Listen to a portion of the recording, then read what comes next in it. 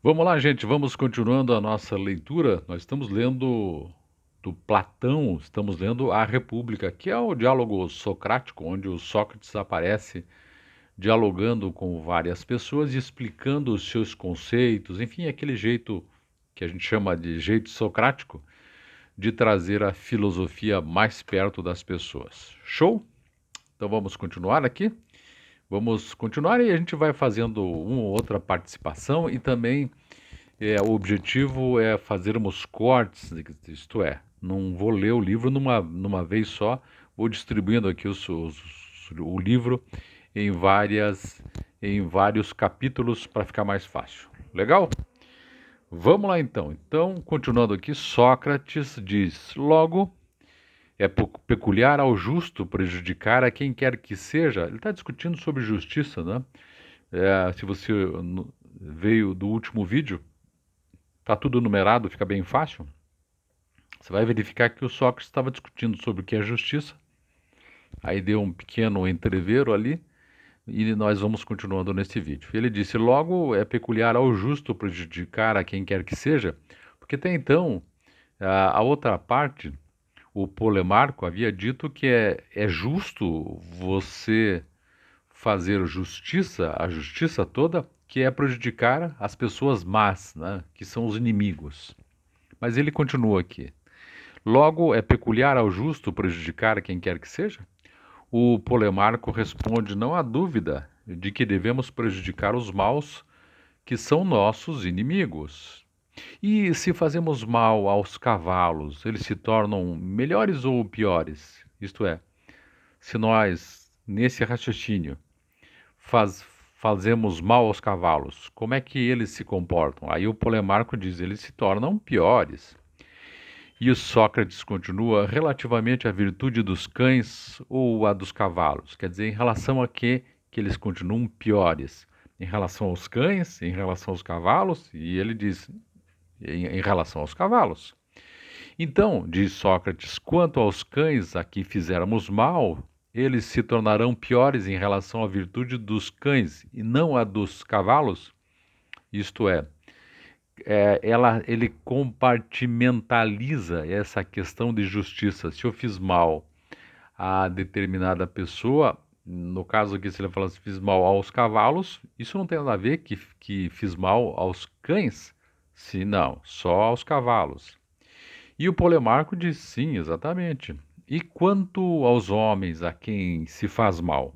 Podemos também afirmar que se tomam piores conforme a virtude humana? Isso mesmo. Mas a justiça não é virtude especificamente humana? Sim. Por conseguinte, meu amigo, os homens contra quem se pratica o mal tornam-se obrigatoriamente piores. Concordo. Por acaso é possível a um músico, por intermédio de sua arte, tomar outras pessoas ignorantes em música? Isso é possível. E por intermédio da arte equestre, né, do cavalo, né, pode um cavaleiro tomar outras pessoas incapazes de montar? Também é impossível. Quer dizer, o cavaleiro pode ajudar a pessoa a montar, mas o inverso não é verdadeiro. Quer dizer, um cavaleiro pode tornar ou tomar outras pessoas incapazes de montar? Não. Mas, através da justiça, diz Sócrates, é possível que um justo tome alguém injusto, ou, de forma geral, pela virtude, os bons podem transformar os outros em maus? Não podem, Polemarco diz. Realmente, creio que ao calor não é dado esfriar, sim ao contrário. Justamente, nem à aridez é dado umedecer, mas o contrário, não há dúvida. Nem ao homem bom ser mau, mas o contrário, é o que parece. Portanto, o homem justo é bom? Evidentemente. Então, Polemarco, não é adequado a um homem justo prejudicar seja um amigo, seja ninguém, mas é adequado ao seu oposto, o homem injusto. Isto é, aquele que se julga justo não pode prejudicar outra pessoa. Só o injusto que pode prejudicar qualquer pessoa. Estás dizendo a pura verdade, Sócrates. Por conseguinte, se alguém declara que a justiça significa restituir a cada um o que lhe é devido, e por isso entende que o homem justo deve prejudicar os inimigos e ajudar os amigos, não é sábio quem expõe tais ideias, pois a verdade é bem outra, que não é lícito fazer o mal ninguém e em nenhuma ocasião. Estou de pleno acordo, disse Polemarco. Sendo assim, lutaremos juntos, tu e eu, contra quem imputar semelhante princípio a Simônides, a Bias, a Pítaco ou a qualquer outro homem sábio. Associo-me com prazer à luta. Sabes a quem atribuo a asserção de que é justo ajudar os amigos e prejudicar os inimigos? Quem? A Periandro, a Pérdicas, a Xerxes, a Ismênio de Tebas ou a qualquer outro homem rico que se considerava assaz poderoso. Eis uma grande verdade. Porém, visto que nem a justiça nem o justo nos parecem significar isso, como poderemos defini-los? Repetidas vezes, enquanto falávamos, Trasímaco procurava tomar parte na conversa, quer dizer, uma outra pessoa, né? Mas fora impedido pelos amigos que queriam ouvir-nos até o fim. Durante a nossa pausa, após minhas últimas palavras, não pôde mais se conter. Erguendo-se do chão, como uma fera, lançou-se contra nós, como para nos dilacerar. Polemarco e eu ficamos apavorados, porém, Trasímaco, elevando a voz, no meio do auditório, gritou: Que tagarelice é essa, Sócrates? E por que agis como tolos, inclinando-vos alternadamente um diante do outro? Se queres mesmo saber o que é justo, não te limites a indagar e não teimes em refutar aquilo que responde, mas tendo reconhecido que é mais fácil indagar do que responder, responde tu mesmo. E diz como defines justiça e abstente de pretender ensinar o que se deve fazer, o que é útil, proveitoso, lucrativo ou vantajoso. Exprime-te com clareza e precisão, pois eu não admitirei tais banalidades. Isto é, o Trasímaco, irritado com o método socrático, que é esse de ficar fazendo pergunta e rebater, disse: Pô, no lugar de ficar fazendo isso, vai e já diga para você, diga mesmo você o que é a justiça, ao invés de ficar fazendo essa confrontação. Ao ouvir tais palavras, fui tomado de assombro e, olhando para ele, senti-me dominado pelo medo. Creio até que, se não o tivesse olhado antes que ele me olhasse, eu teria ficado mudo. Mas, quando a discussão começou a irritá-lo, olhei-o em primeiro lugar, de modo que consegui dizer-lhe, um tanto trêmulo: Não fique zangado, Trasímaco, porque se eu e este jovem cometemos um erro em nossa análise, sabes que foi involuntariamente, pois se estivéssemos à procura de ouro, não nos inclinaríamos um para o outro, prejudicando assim as nossas oportunidades de descoberta. Portanto, não penses que procurando a justiça, coisa mais preciosa que grandes quantidades de ouro, façamos totalmente concessões mútuas em vez de nos esforçarmos o mais possível por descobri-la. Não penses isso de forma alguma, meu amigo, mas avalio que a tarefa ultrapassa as nossas forças. Por isso, é muito mais natural para vós, os hábeis, ter compaixão de nós do que testemunhar-nos irritação. Ao ouvir essas palavras, Trasímaco soltou uma risada sardônica e exclamou: Oh, Hércules, aqui está a habitual ironia de Sócrates. Eu sabia e disse a esses jovens que não quererias responder, que fingirias ignorância, que farias por não responder às perguntas que se fizessem. Sócrates, és um homem sutil, Trasímaco. Sabias perfeitamente que se perguntasses a alguém quais são os fatores de 12 e os prevenisses, evita, amigo, de me responderes que 12 é o mesmo que 2 vezes 6, ou 3 vezes 4, ou 6 vezes 2, ou 4 vezes 3, porque não admitirei tal lenga-lenga. Sabias perfeitamente, repito, que ninguém poderia responder a uma pergunta formulada dessa maneira. Porém, se ele te dissesse: Trasímaco, como explicas que eu não responda nada ao que enunciaste antecipadamente? Será que, homem extraordinário, se a verdadeira resposta é uma dessas, não devo dá-las, mas dizer outra coisa, diferente da verdade? Ou então, como o explicas? Que responderias a isto?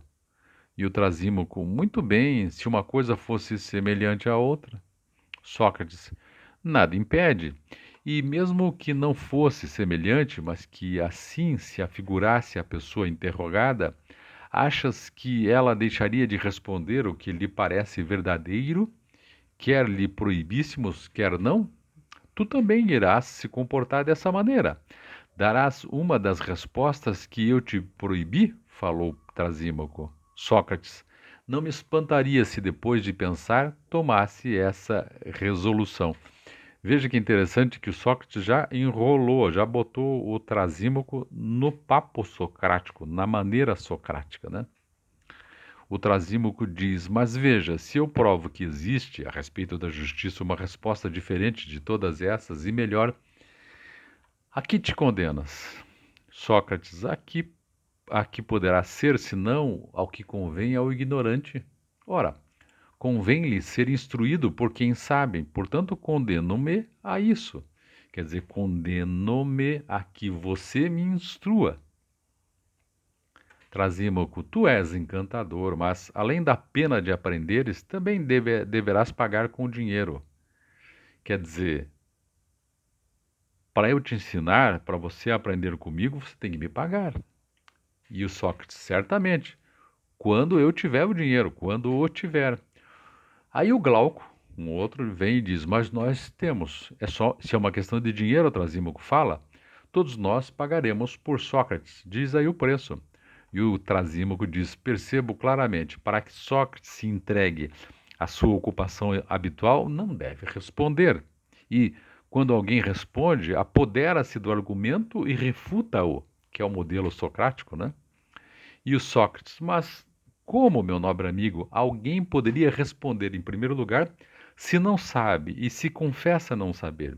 E se além disso, caso tenha uma opinião sobre o assunto, é proibido de dizer o que pensa por uma pessoa de grande autoridade? És tu que deves falar, dado que pretendes saber e ter algo a dizer. Não te esquives, portanto, dá-me o prazer de responder e não uses de parcimônia para instruir Glauco e os outros. Após eu proferir essas palavras, Glauco e os outros pediram-lhe que não se esquivasse. Percebia claramente que Trasímaco desejava falar para se distinguir, julgando ter uma excelente resposta a dar, mas aparentemente insistir para que fosse eu a responder. Por fim, cedendo, exclamou: é esta a sabedoria de Sócrates. Recusa-se a ensinar, ir instruir-se com os outros e não se mostrar reconhecido por isso. Quer dizer, o que ele quis dizer é, o Sócrates se esconde atrás de uma pretensa é, tranquilidade, de uma pretensa sem sabedoria, né? E embora ele fique buscando nos outros a resposta. Aí o Sócrates diz: tens razão quanto ao fato de que me instruo com os outros, mas estás enganado ao pretender que não lhes pago na mesma moeda. Pois eu pago na medida em que posso. Ora, não posso senão aplaudir, porque não possuo riquezas. Mas a alegria com que o faço quando julgo que alguém fala bem, tu a conhecerás logo que me tenhas respondido, porque eu julgo que falarás bem. Ele jogou na mão dele e falou: eu julgo que você fala muito bem sobre isso, né? Entra na roda para falar. Trasímaco, ouve então. Eu digo que a justiça é simplesmente o interesse do mais forte. Então, que esperas para me aplaudir? Vai te recusar? Ele diz: justiça para o Trasímaco é o mais forte que diz. Qual é?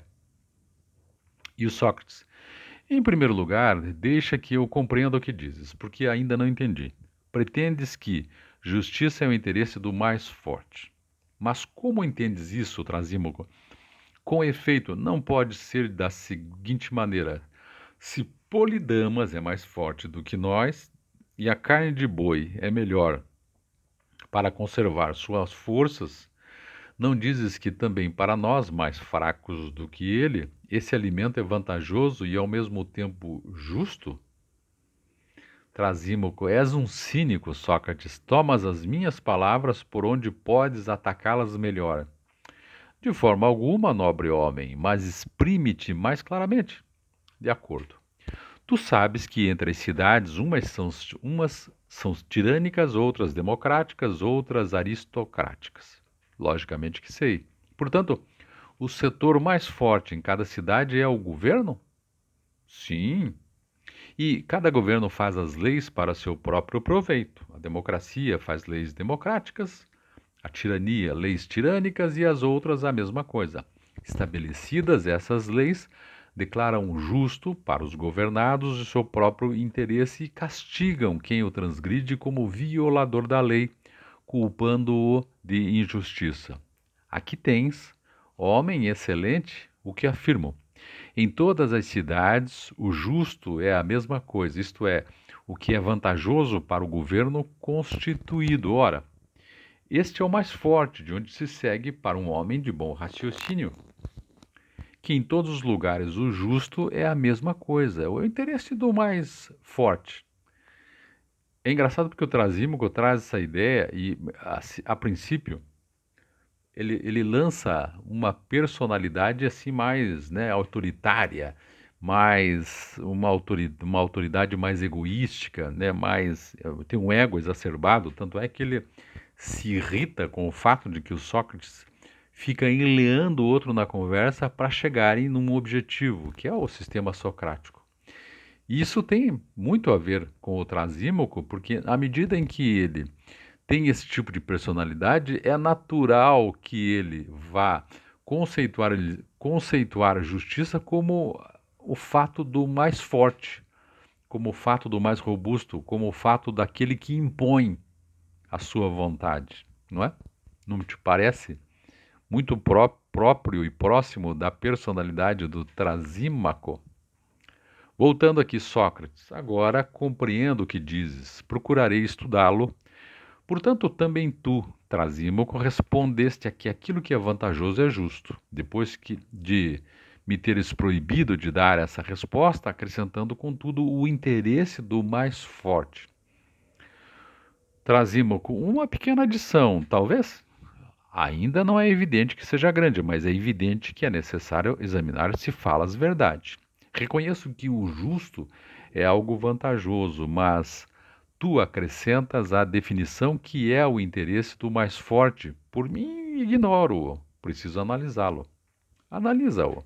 Assim farei. Agora diz-me, não julgas ser justo obedecer aos governantes? Disse o Sócrates. Trasímaco, julgo. Mas os governantes são sempre infalíveis ou passíveis de se enganarem? É evidente que são passíveis de se enganarem. Isto é, o mais forte pode se enganar também, né? Embora seja esse o conceito de justiça. É evidente que são passíveis de se enganarem. Logo, quando elaboram leis, fazem-nas boas e más? É assim que penso. As boas leis são aquelas que instituem o que lhes é vantajoso, e as más, o que lhe é desvantajoso? Sim. Mas o que eles instituíram deve ser obedecido pelos governados. É nisto que consiste a justiça? Com certeza. Logo, na tua opinião, não apenas é justo fazer o que é vantajoso para o mais forte, mas também o contrário. Também é justo fazer o desvantajoso. Que estás dizendo? O que tu mesmo dizes. Penso, mas examinaremos melhor. Não concordamos que às vezes os governantes se enganam quanto ao que é melhor, impondo determinadas leis aos governados? E que, por outro lado, é justo que os governados obedeçam o que lhes ordenam os governantes? Não concordamos? Sim. Então, acreditas também justo fazer o que é desvantajoso para os governantes e para os mais fortes quando os governantes, inadvertidamente, dão ordens que lhes são prejudiciais, porquanto tu afirmas ser justo que os governados façam o que ordenam os governantes? Portanto, sábio amigo Trasímaco, não decorre necessariamente que é justo fazer o contrário daquilo que dizes? Com efeito, ordena-se ao mais fraco que faça o que é prejudicial ao mais forte? Ele está dizendo aqui: se o governante pode errar, Em muitas oportunidades, o governante também toma decisões, embora seja forte, que lhe são desfavoráveis, porque ele não está ali sempre acertando em todas. Se este governante toma decisões que são desfavoráveis a ele, porque ele pode errar, significa que o povo vai obedecer a essa legislação em relação ao governante e vai fazer mal ao governante, né? Aí o Polemarco diz o seguinte: por Zeus, Sócrates, isso é claríssimo. Aí entra um outro cidadão, o Clitofonte. Se ao menos testemunhasses por ele, o Polemarco, e quem necessita de testemunha? Trasímaco reconhece que às vezes os governantes fazem leis que lhes são prejudiciais, o que é justo que os governados obedeçam a tais leis. E o Clitofonte, com efeito, Polemarco, Trasímaco afirmou ser justo que sejam obedecidas as ordens dadas pelos governantes, porque são os mais fortes, né? Polemarco, de fato, Clitofonte, Polemarco considerou justo o que é vantajoso para o mais forte. Ao enunciar estes dois princípios, reconheceu também que às vezes os mais fortes dão aos mais fracos e aos governados ordens que são prejudiciais a eles mesmos. Nessas declarações decorre que a justiça é tanto a vantagem como a desvantagem do mais forte. Aí o Clitofonte. Mas ele definiu como vantagem do mais forte e o que o mais forte crê ser vantajoso para ele. É nisso que o mais fraco tem de fazer, e foi isso que Trasímaco considerou justo. Polemarco. Ele não se expressou desse modo. Sócrates. Isso não importa, Polemarco. Porém, se agora Trasímaco se expressa assim, admitamos que é assim que o entende. Diz-me, Trasímaco, entendes por justiça o que parece vantajoso para o mais forte, quer isso lhe seja vantajoso, quer não? Podemos dizer que se expressas assim? E o Trasímaco, de forma alguma. Acreditas que julgo aquele que se engana o mais forte no momento em que se engana? Assim acreditava quando tu reconheceste que os governantes não são infalíveis, mas que podem enganar-se. Trasímaco. És um difamador, Sócrates, quando discutes, por acaso consideras médico aquele que se engana em relação aos doentes? No mesmo instante, enquanto se engana, o calculador, aquele que comete um erro de cálculo, no preciso momento em que comete o erro? Não.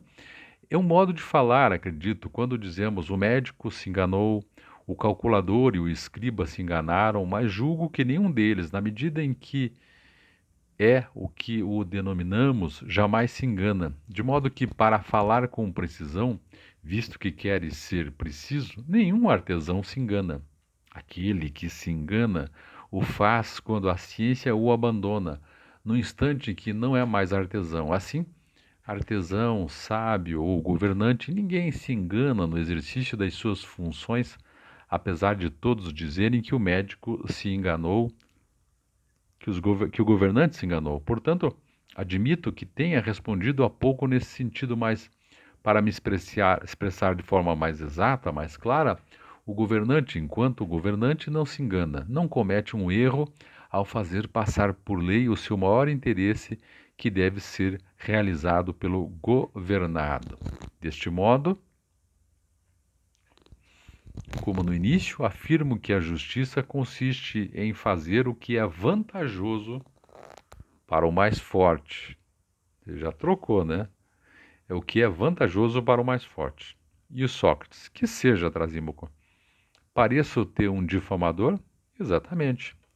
Achas que te inquiri, como fiz, com premeditação para te prejudicar na discussão? Com toda certeza, mas não terás êxito, porque não poderás esconder-se para me prejudicar, nem me dominares pela violência na disputa. Sócrates, eu nem sequer o tentarei, homem bem-aventurado. Porém, para que isso não aconteça, define claramente se entendes no sentido vulgar ou no sentido exato, de que acabas de falar os termos governante mais forte, para a vantagem de quem será justo que o mais fraco trabalhe. O Trasímaco: entendo o governante no sentido exato da palavra. Para isso, tenta prejudicar-me ou caluniar-me, se puderes, mas não és capaz. Sócrates: crês que sou louco, ao ponto de tentar tosquiar um leão ou caluniar Trasímaco? A verdade é que tentaste, embora inutilmente. Chega com esse palavreado, diz Sócrates, mas diz-me, o médico, no sentido exato do termo, de que falavas ainda há pouco, tem por objetivo ganhar dinheiro ou tratar os doentes, mas fala-me do verdadeiro médico. Tem por objetivo tratar os doentes. E o piloto? O verdadeiro piloto é chefe dos marinheiros ou marinheiro? Chefe dos marinheiros. Não penso, falando Sócrates, não penso que se deva ter em conta o fato de navegar para que o denominemos marinheiro. De fato, não é por navegar que o denominamos piloto, mas devido à sua arte e ao comando que exerce sobre os marinheiros. Trasímaco: concordo. Sócrates: portanto, para o doente e o marinheiro, existe alguma vantagem? Sem dúvida. E a arte não objetiva procurar e proporcionar a cada um o que é vantajoso para ele? Sim, mas para cada arte existe outra vantagem, além de ser tão perfeita quanto possível? Qual é o sentido da tua pergunta? Este, disse Sócrates. Se me perguntasses se é suficiente ao corpo ser corpo, ou se tem necessidade de outra coisa, responder-te-ia. Certamente que tem necessidade de outra coisa. Para isso é que a arte médica foi inventada, porque o corpo é defeituoso e não lhe é suficiente ser o que é. Por isso, para lhe proporcionar vantagens, a arte organizou-se. Parece-te que tenho ou não razão? Tens razão. Mas então, a medicina é defeituosa? Geralmente, uma arte exige certa virtude, como os olhos, a visão ou as orelhas, a audição, pelo fato de que estes órgãos necessitam de uma arte que examine e lhes proporcione a vantagem de ver e ouvir? E nessa mesma arte existe algum defeito? Cada arte exige outra arte que examine o que lhe é vantajoso, e esta, por sua vez, outra semelhante, e assim até o infinito? Ou examina ela própria o que lhe é vantajoso? Ou não precisa nem dela própria, nem de outra para remediar a sua imperfeição? Pois nenhuma arte apresenta defeito ou imperfeição e não deve procurar vantagem, exceto a do indivíduo a que se aplica. Ela própria, quando verdadeira, está isenta de mal e é pura enquanto se mantiver rigorosa e totalmente de acordo com a sua natureza. Analisa, tomando as palavras no sentido exato de que falavas. É assim ou não? E o Trasímaco: parece-me que sim. E o Sócrates: portanto, a medicina não objetiva sua própria vantagem, mas a do corpo. E aí o Trasímaco termina dizendo: certamente. Muito interessante esse texto, né? Claro, a gente precisa colocar um texto que é um texto antigo, concordando ou não, aqui está a base do direito de justiça, né? Do que é justo, o que não é justo. Todas essas discussões são importantes para a gente compreender sobre justiça. Legal? Daqui a pouco eu volto trazendo um resumo dessa nossa leitura e daí nós encerramos este vídeo. Só um momento. Vamos retornando então. Aqui eu pedi para a inteligência artificial fazer um resumo dessa nossa pequena leitura e vou trazer aqui para você para que a gente consiga entender melhor esse diálogo socráticos. Vamos lá. Resumo do diálogo entre Sócrates e Trasímaco, que está no livro A República, livro número 1. 1. Crítica à definição de justiça como ajudar amigos e prejudicar inimigos. Sócrates versus Polemarco. Sócrates refuta a ideia de que a justiça envolve prejudicar alguém, argumentando que prejudicar torna as pessoas piores, inclusive em relação à virtude da justiça. Porque se justiça é virtude, como é que a gente quer que seja justo prejudicar alguém? Conclui que o justo não deve prejudicar ninguém, nem mesmo inimigos, pois A justiça é uma virtude humana e não pode produzir injustiça. Trasímaco daí entra no debate. Irritado, Trasímaco acusa Sócrates de ironia e exige que ele defina a justiça.